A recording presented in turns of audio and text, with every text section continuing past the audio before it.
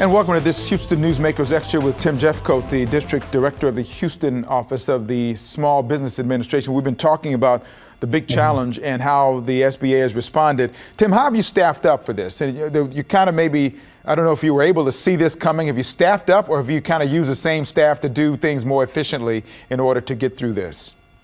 Well, first, no, I have not added any to my staff, but I will tell you I am absolutely blessed. I've got a very strong, dedicated team that loves what they do.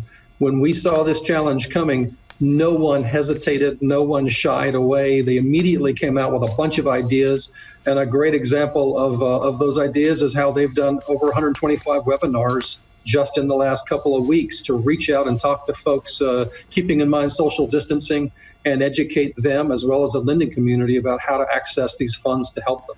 This process now, when the small business, when they find out that they can get paycheck protection program and be able to stay in business as a result of that, what kind of feedback have you gotten from those people who have received the money you've given out so far? I'll tell you about a specific example. I just happened to talk yesterday to a guy named Roger DeGregory. He runs the Fish Gallery, and he has multiple locations. He has a great relationship with his banker.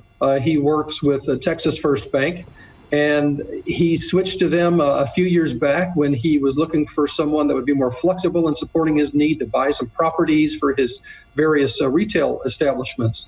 He went to them with his request. He said he received 100% of what he asked for, and he's now paying his employees and keeping his employees' wages up, so that as soon as he can get his stores opened for retail again, he will be completely ready to continue with his business.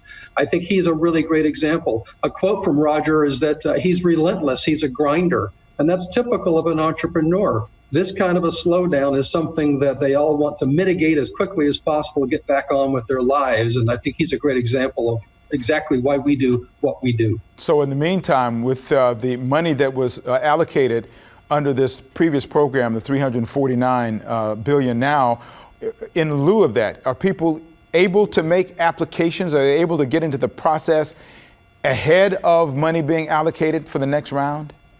They are, but not with the SBA. Here's the way that works, just in real summary. They can still work with the lender of their choice and get an application ready. The SBA will not accept those applications. We can't legally accept them because there's no money behind it. But as soon as, and assuming Congress adds more money to the PPP program, then those lenders will be ready to click send on the electronic application they use to communicate with the SBA with those applications. So that's why we continue to hold those public webinars to educate small businesses on how to get ready for this, how to be positioned to take advantage of it once there is, and we hope there is, more funding. I'm an eternal optimist, always looking for the bright, shiny light in a dark time.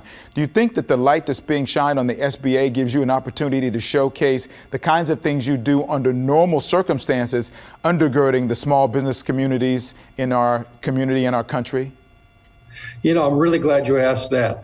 You know, when there are disasters such as now and during Hurricane Harvey, SBA gets a lot of attention, and people tend to think about the disaster things. But we do so much more. Every day here in Houston, my team is working with a large number of partners to make sure small businesses get everything they need to start and grow. If you ever come to our office, it's spread on the wall in big, huge letters. We help make the American dream of small business ownership come true.